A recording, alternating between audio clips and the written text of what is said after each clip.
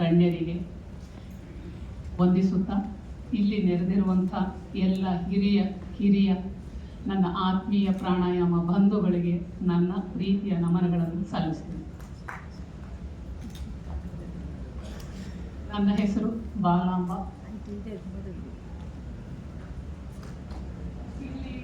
ಒತ್ತಡ ಧಾವಂತ ಅಂದರೆ ದಯವಿಟ್ಟು ಕ್ಷಮಿಸಿ, ಫಾರ್ಗಿವ್ ಮಿ.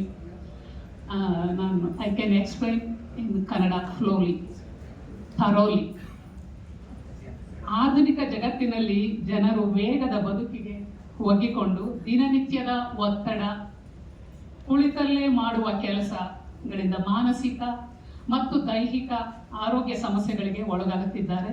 ಇಲ್ಲಿ ಸ್ಲೈಡ್ಸ್ ನಲ್ಲಿ ನೋಡಿದ್ರೆ ಕರ್ರಿ, ಮ್ಯಾರಿ, ಹರಿ, ವರಿ, ಸ್ಟ್ರೆಸ್ ಅಂದ್ರೆ ಪ್ರತಿ ಒಂದು ಕೆಲಸಗಳಲ್ಲೂ ಮದುವೆ ಎಲ್ಲ ಕಡೆಯೂ ಒತ್ತಡ ಹೇಗೆ ಎದ್ದು ಕಾಣಿಸ್ತಾ ಇದೆ. ಪ್ರಪಂಚದ ಎಲ್ಲ ಕಾಯಿಲೆಗಳು ವರ್ಲ್ಡ್ ಆರೋಗ್ಯ ಸಂಸ್ಥೆ ಹೇಳಿದೆ ಒತ್ತಡ ಕಾರಣ, ಎಲ್ಲಕ್ಕೂ ಮೂಲ. ಇದಕ್ಕೆ ಪರಿಹಾರ ಏನು? ಈ ಸಂದರ್ಭದಲ್ಲಿ ಪ್ರಾಚೀನ ಯೋಗದ ಭಾಗವಾಗಿರುವ ಪ್ರಾಣಾಯಾಮ ಪ್ರಭಾವಶಾಲಿ ಮತ್ತು ಸುಲಭವಾಗಿ ಅನುಸರಿಸಬಹುದಾದ ಉಪಾಯವಾಗಿ ಮುಂದುವರುತ್ತದೆ. ಉಸಿರಾಟದ ನಿಯಂತ್ರಣದ ಮೂಲಕ ನಮ್ಮನ್ನ ಪೀಡಿಸುತ್ತಿರುವ ಆರೋಗ್ಯ ಸಮಸ್ಯೆಗಳಿಗೆ ಪರಿಹಾರ ನೀಡುವ ಪ್ರಾಣಾಯಾಮ ಒಂದು ಬಗೆಯ ವರವೇ ಎಂದರೆ ತಪ್ಪಾಗಲಿಕ್ಕಿಲ್ಲ. ಈ ಪ್ರಾಣಾಯಾಮಗಳನ್ನ ಇಲ್ಲೀಗ ನಾನು ಏನು ಕಲ್ತಿದ್ದೀನಿ, ನಾನು ಅಳವಡಿಸ್ಕೊಂಡಿದ್ದೀನಿ, ಅದರ ಪ್ರಕಾರವಾಗಿ ಇಲ್ಲಿ ನಾನು ಪ್ರಾಯೋಗಿಕವಾದಂಥ ಇದನ್ನು ನನ್ನ ಒಂದು ಪೇಪರಲ್ಲಿ ನಾನು ಮಂಡಿಸಿದ್ದೀನಿ. ಪ್ರಾಣಾಯಾಮ ಕಲಿಯಲು ಬಂದವರಿಗೆ ಯಾರಿಗೆ ಸಮಸ್ಯೆ ಇತ್ತೋ ಅದಕ್ಕೆ ತಕ್ಕಂತೆ ಪ್ರಾರ್ಥನೆಯ ಜೊತೆ ಈ ಅಷ್ಟ ಪ್ರಾಣಾಯಾಮಗಳನ್ನ ನನ್ನ ಗುರುಗಳ ಮಾರ್ಗದರ್ಶನದಲ್ಲಿ ಹೇಳಿಕೊಡಲಾಗಿದೆ.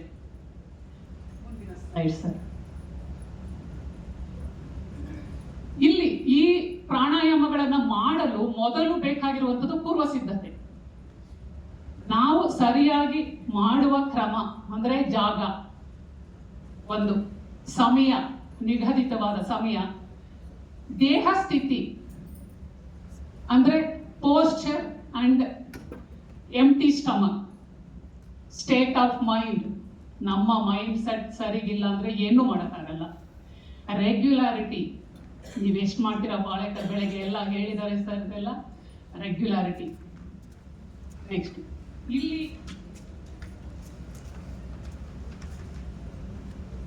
ಇಲ್ಲಿ ನಾನು ವೈಯಕ್ತಿಕವಾಗಿ ಪ್ರಾಣಾಯಾಮದ ಉಪಯೋಗ ಆದಮೇಲೆ ನನಗೆ ಗೊತ್ತಿರುವವರಿಗೆ, ಅಪೇಕ್ಷೆ ಪಟ್ಟವರಿಗೆ, ಮತ್ತೆ ಟ್ರಸ್ಟ್ ಕಡೆಯಿಂದ ನನ್ನ ಗುರುಗಳು ಹೇಳಿರುವಂತಹ ಆನ್ಲೈನ್ ಆಫ್ಲೈನ್ ಕ್ಲಾಸ್ ಅನ್ನ ಮಾಡಿದ ಮೇಲೆ ಅವರ ಒಂದು ಫೀಡ್ಬ್ಯಾಕ್, 3ರಿಂದ ಎಷ್ಟು ಆರೋಗ್ಯ ಸಮಸ್ಯೆ ಇರೋರು ಕಲ್ತಿ ಮಾಡಿರುವಂತಹ ಲಾಭ ಏನ್ ಪಡ್ಕೊಂಡಿದ್ದಾರೆ ಅದರ ಅಂಕಿ ಅಂಶವನ್ನ ನಾನು ಇಲ್ಲಿ ಸ್ಲೈಡ್ಸ್ ಅಲ್ಲಿ ತೋರಿಸಿದ್ದೀನಿ.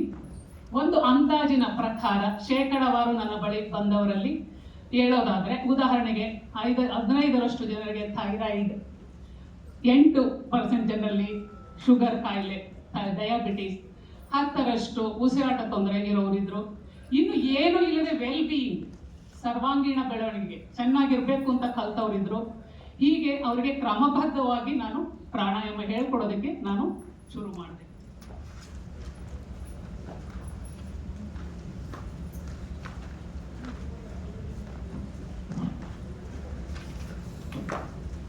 ಹೀಗೆ ಇಲ್ಲಿ ಬಂದವರಲ್ಲಿ ಕೆಲವರ ಫೀಡ್ಬ್ಯಾಕ್ ಹೀಗಿದೆ.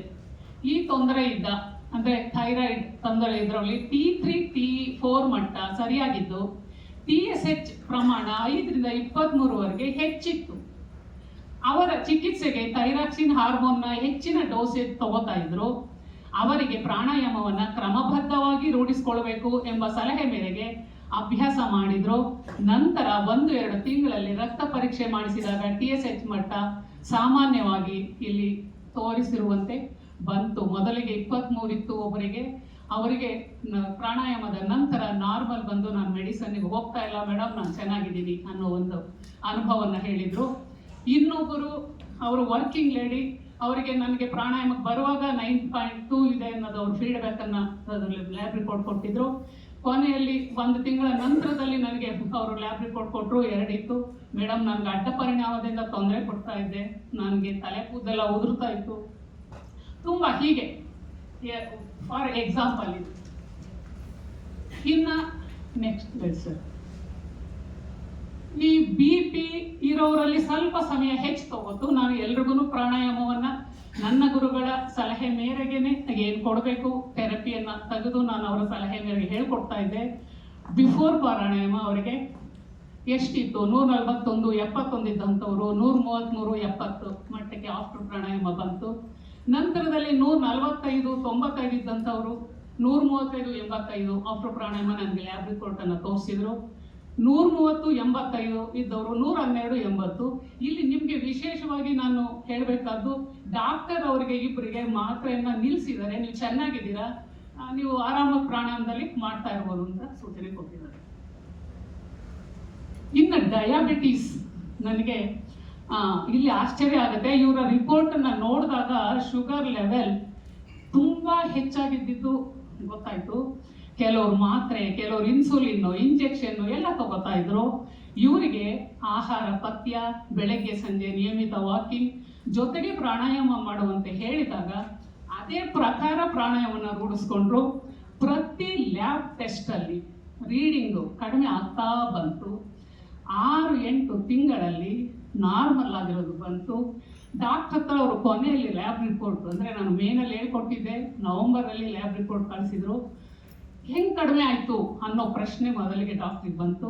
ಆಮೇಲೆ ತಕ್ಷಣ ಔಷಧವನ್ನು ಕಡಿಮೆ ಮಾಡಿದರು. ಆಮೇಲೆ ನೀವು ನಿಧಾನವಾಗಿ ಕಡಿಮೆ ಮಾಡೋಣ ಅಂತ ಹೇಳಿ ಕಳಿಸಿದ್ದಾರೆ. ಮತ್ತೆ ಕೆಲವರಿಗೆ ತೂಕನೂ ಕಡಿಮೆ ಆಗಿದೆ, ಕೆಲವರಿಗೆ ಮೆಂಟಲ್ ಡಿಪ್ರೆಷನ್ ಕಡಿಮೆ ಆಗಿದೆ. ಹೀಗೆ ಹಲವಾರು ಉಸಿರಾಟದ ತೊಂದರೆ ಇದ್ದವರಿಗೆ ದೇಹದ ನೋವು, ವೆರಿಕೋಸ್, ಬೊಜ್ಜು, ಮಾನಸಿಕ ತೊಂದರೆ ಎಲ್ಲ ಕಡಿಮೆ ಆಗಿದೆ ಗೊತ್ತಾಗಿದೆ.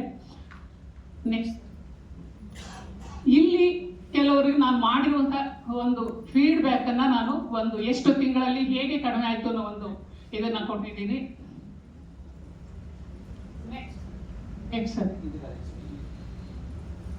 ಇಲ್ಲಿ ನನ್ನ ಅನುಭವ, ಮೈ ಎಕ್ಸ್ಪೀರಿಯನ್ಸ್, ಪ್ರಾಣಾಯಾಮದಿಂದ ನಾನು ಇಲ್ಲಿ ನಿಂತಿರೋದು ಒಂದು ಎಕ್ಸಾಂಪಲ್. ಯಾಕೆಂದ್ರೆ ನಾನು ಹೇಗಿದ್ದವಳು ಹೇಗಾದೆ ಅನ್ನೋದು ನನ್ನ ಗುರುಗಳಿಗೆ ಗೊತ್ತು, ನನ್ನ ಮನೆಯವರಿಗೆ, ನನ್ನ ಬಂಧುಗಳಿಗೆ. ಪ್ರಾಣಾಯಾಮಕ್ಕೆ ಬಂದಿರೋರೆಲ್ಲ ನನ್ನ ಒಂದು ಇನ್ಸ್ಪಿರೇಷನ್. ಯಾಕೆಂದ್ರೆ ನೀವಿಷ್ಟು ಚೆನ್ನಾಗಿದ್ದೀರಾ, ನಮ್ಗೆ ಹೇಳ್ಕೊಡಿ. ನನ್ನ ಸ್ನೇಹಿತರಿರ್ಬೋದು, ಬಳಗ ಇರ್ಬೋದು, ನನ್ನ ಊರಿರ್ಬೋದು, ಎಲ್ಲರಿಗೆ ಕೆಲವರಿಗೆ ಪ್ರಾಣಾಯಾಮದ ಹೆಸರುಗಳಕ್ಕೂ ಬರಲ್ಲ. ನಾನು ಉಸಿರಾಟ ತೊಂದರೆಯಿಂದ 30-35 ವರ್ಷದಿಂದ ಸಫರ್ ಮಾಡ್ತಾ ಇದ್ದೆ. ನನ್ನದೇ ತಪ್ಪು, ಅಡ್ಡ ಪರಿಣಾಮ. ಇನ್ಸುಲಿನ್ ಏನು ಔಷಧ ಪರಿಣಾಮ ಆಗದಲ್ಲೇ ನಾನು ಪ್ರಾಣಾಯಾಮದಲ್ಲಿ ಕಲಿತು ವೈಜ್ಞಾನಿಕ ಪ್ರಾಣಾಯಾಮದಲ್ಲಿ ಇಡಿಯಾಗಿ ಬೇರು ಸಮೇತ ಹೋದ ಹಾಗೆ ಇವತ್ತು ಯಾವುದೇ ಔಷಧ ಇಲ್ಲದೆ ನಾನು ಚೆನ್ನಾಗಿ ಇಲ್ಲಿ ನಿಂತಿದ್ದೀನಿ. Thank you so much. Thank you Balamma. Shivaprakash